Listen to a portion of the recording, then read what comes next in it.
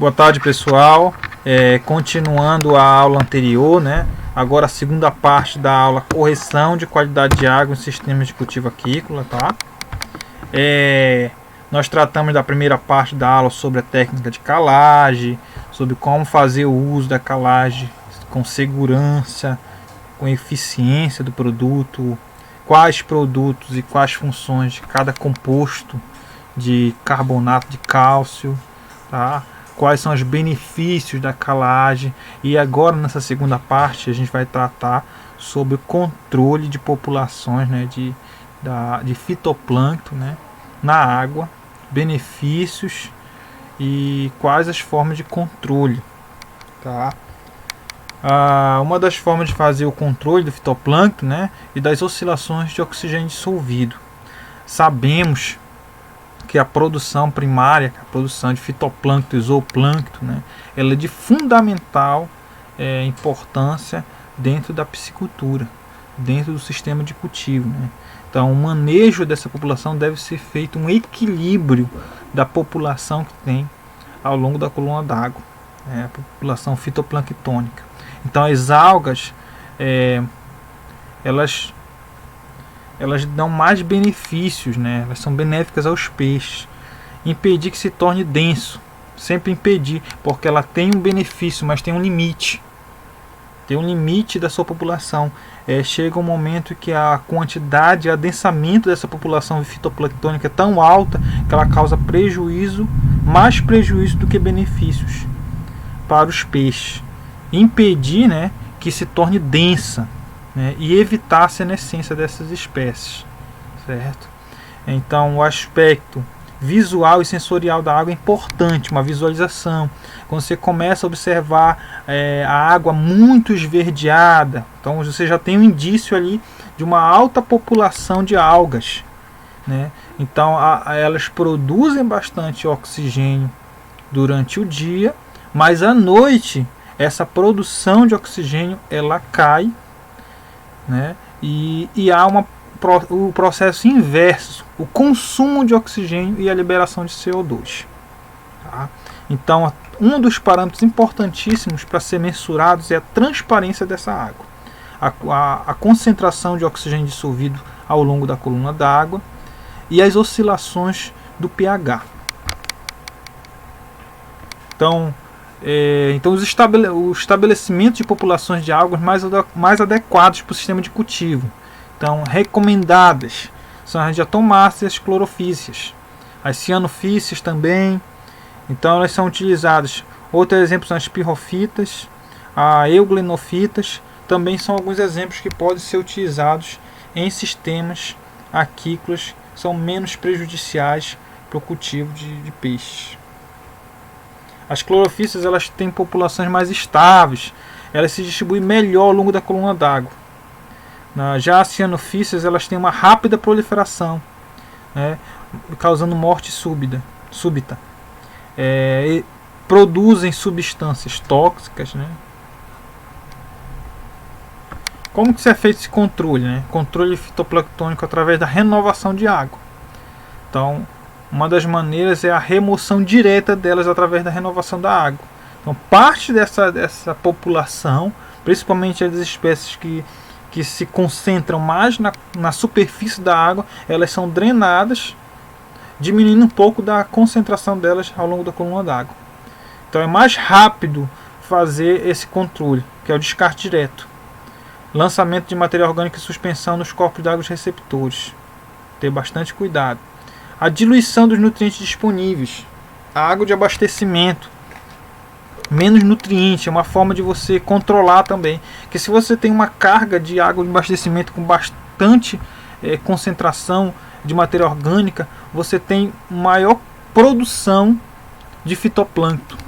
Você tem um incentivo, você está incrementando o alimento para a formação. Condições adequadas para a produção, para o aparecimento de algas. Então você deve sempre controlar a transparência da água, que deve estar entre 30 e 50 centímetros. Como você vai fazer isso? Já foi tratado também nas aulas anteriores. A transparência da água a gente mede com a utilização do disco de Secchi, Aqui na imagem podemos observar onde você consegue, ao colocar na água, saber a altura, né, a altura em centímetros, que é a transparência da água. De 30 a 50 centímetros é o ideal. Então, deve-se ter sempre o controle dessa fitoplanctônica. Elas são essenciais para o sistema de cultivo, principalmente na produção primária. O fitoplâncton serve de alimento para o zooplâncton. O zooplâncton, principalmente em fases iniciais de cultivo, de fases larvais, ela serve de alimento para as larvas. Então, ela é importantíssima no sistema. Além de fornecer, através de reações químicas, através da fotossíntese, produzir mais oxigênio na água, ao longo da coluna d'água, fornecendo oxigênio para os peixes.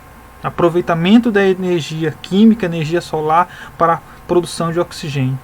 Mas, se em condições com uma alta concentração dessa população fitoplanctônica, principalmente à noite, nós temos variações nas concentrações de oxigênio dissolvido e variações também nas concentrações de pH, causando um desequilíbrio nessas concentrações das faixas adequadas para o cultivo de peixes. Então, o controle biológico do fitoplâncton, como é que é feito? Você pode fazer o uso de microcrustáceos zooplanctônicos, um exemplo de copépodes e clasdóceros, viveiros adubados de 2 a 3 dias, refúgios para o zooplâncton, fazer uso de ostras e mexilhões, né, viveiros de canais de descarga de fazendas de camarões, e também pode fazer o uso do pó de cultivo de tilápias, né? As tilápias elas são peixes filtradores, também se alimentam de populações fitoplanctônicas. Redução do potencial tóxico da amônia no nitrito. Um dos parâmetros importantíssimos também para manter a qualidade da água é manter os níveis adequados de amônia e nitrito na água. São principalmente a amônia tóxica e o nitrito, são as formas tóxicas para os peixes, podendo inclusive causar mortalidade. Para evitar que haja esse aumento dessas concentrações de amônia e nitrito, deve-se fazer uso da suspensão de adubação. Então, primeira coisa, suspender a adubação. Se tem uma adubação em excesso, tem produção muito maior de produção fitoplanctônica. Então, consequentemente, com o aumento da adubação, aumento dessa população fitoplanctônica, nós vamos ter um desequilíbrio dentro do sistema produtivo. Redução da alimentação.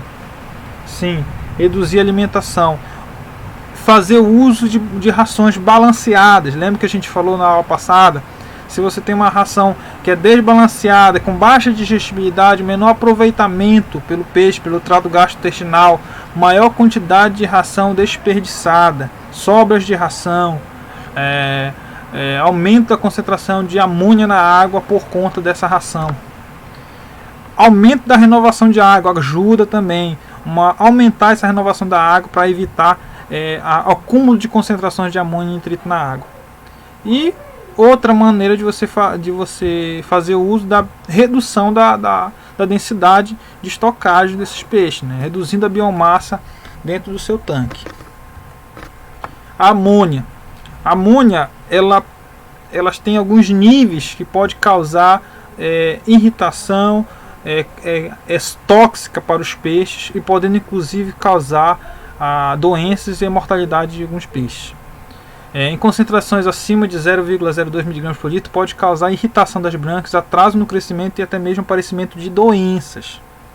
A intensa fotossíntese, aumento do pH, você tem a maior produção de amônia. Então, com o aumento do pH, você tem maior produção de amônia e a excreção. A autointoxicação por amônia, né, uma doença ambiental das brancas, causada principalmente quando você tem o seu sistema de produção um sistema intensivo ou super intensivo, né? O exemplo do sistema de produção em Raceway e sistemas bastante intensivos. Você tem que fazer maior controle da concentração, porque é um ambiente mais confinado, geralmente são sistemas com maior quantidade de peixes por metro quadrado, adensamento.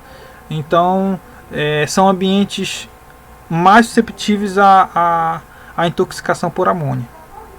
Viveiros de pequeno porte já se tem problemas com ácidos inorgânicos. Já os viveiros de grandes dimensões, você tem que melhorar o sistema tampão. Aí você pode fazer o uso, né, melhorar o sistema tampão, fazer o uso de calagem, melhorar as condições de alcalinidade, dureza e o controle dessas populações fitoplanctônicas. Reforço do sistema tampão, eu comentei a calagem. Você pode aumentar os valores presentes de alcalinidade e dureza, acima de 30 mg por litro. Fazer o uso recomendado de 2 a 4 toneladas de calcário agrícola por hectare, que seja 50 mg de óxido de cálcio por litro. E uma das técnicas interessantes de ser feita também é a aeração e a circulação da água. A aeração ela ajuda no processo de nitrificação, ela ajuda a revolver material, além de diminuir essa estratificação térmica, ela ajuda a revolver o material do fundo do viveiro para cima, né? Então haja esse revolvimento, eliminando boa parte dos gases que são tóxicos. É uma distribuição melhor do oxigênio ao longo da coluna d'água, evitando então situações de baixas concentrações de oxigênios, principalmente à noite, quando você tem uma alta população de espécies da população fitoplanctônica. Então você tem uma concorrência ali pelo consumo de oxigênio, tanto dos peixes pelas populações também de fitoplâncton. Então quando você faz o uso da aeração mecânica, né, com o uso de aeradores, você consegue distribuir melhor o oxigênio ao longo da coluna d'água, aumentando essas taxas de oxigênio dissolvidos no tanque. Aliviar a toxidez por amônia, você teve também, uma das formas é diminuir a densidade, né? Diminuir a densidade diminui também a biomassa. Em cultivos futuros, já foi comentado aqui também, utilização de rações balanceadas, rações de alta digestibilidade, evitar a sobra de rações, fazer sempre rações de acordo com a biomassa, ajustar a quantidade de ração a cada biometria. Isso tudo para evitar um acúmulo de matéria orgânica, evitar aumento de concentrações de amônia na água, constituir viveiros de fácil drenagem, fazer o uso de aeração, outras técnicas, utilização de rações, como eu falei, balanceadas. Nessa imagem é possível observar que a adubação somente em caso de necessidade. As bactérias elas transformam amônia em nitrito e depois de nitrito se transformado em nitrato, onde que é a forma menos tóxica, que pode ser absorvido pelo fitoplâncton, né? Está diretamente ligada ao ciclo de nutrientes dentro do sistema produtivo. O nitrito em viveiros rasos e drenados é difícil acontecer, né, problemas de intoxicação. Valores elevados de amônia e nitrito são tóxicos para os peixes. A forma tóxica da amônia ela é mais frequente quando o pH está alto. O nitrato ele não é tóxico e é utilizado como nutriente pelo fitoplâncton, né? Valores de amônia tóxica acima de 0,10 mg por litro e nitrito acima de 0,03 mg são prejudiciais aos peixes. Tá? Então o nitrito é uma substância tóxica aos peixes produzida a partir da transformação da amônia pelas bactérias, principalmente em viveiros que estão recebendo grandes quantidades de rações.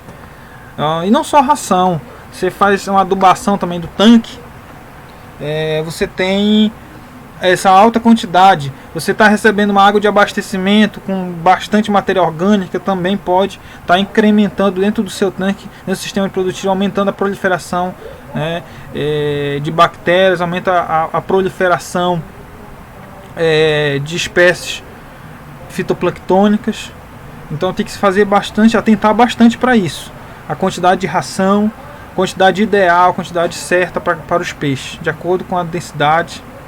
Tá? Verificar se há sinais sempre monitorar não só a qualidade de água, mas fazer uma vistoria, observar os animais se está tudo bem, verificar se há sinais como brânquias de cor amarronzada. Isso é clássico de uma intoxicação por nitrito.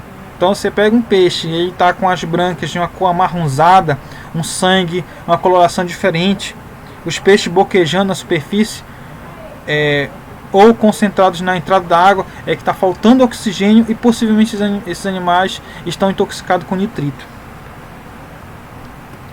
Como se deve fazer o uso da redução, né, dos níveis de CO2? O CO2, como eu falei, você tem um problema muito grande que ele causa a acidificação da água, né, uma redução do pH dentro das faixas ideais para o cultivo, né. Então você tem aumento da taxa de alimentação, né, a adubação ou morte súbita do fitoplâncton. Fazer uso de aeradores, tá? O aerador elimina aí o dióxido de carbono presente na água, então se tem maior quantidade de oxigênio, tem menor produção de CO2. Melhorando o sistema de tampão através do uso de técnicas de calagem, tá? Pessoal, chegamos ao final da segunda parte da aula. Eu espero que vocês tenham compreendido o contexto, todo o assunto, e eu me deixo à disposição novamente. Então, esse aí está o meu contato, meu e-mail, meu WhatsApp, e eu vou deixar também no final dessa aula um material de apoio complementar, para que vocês consigam exercitar alguma atividade avaliativa, tá? E um material de apoio, alguns artigos, boletins técnicos, para complementar e contribuir com a disciplina, tá, pessoal? Muito obrigado pela oportunidade e estou sempre à disposição.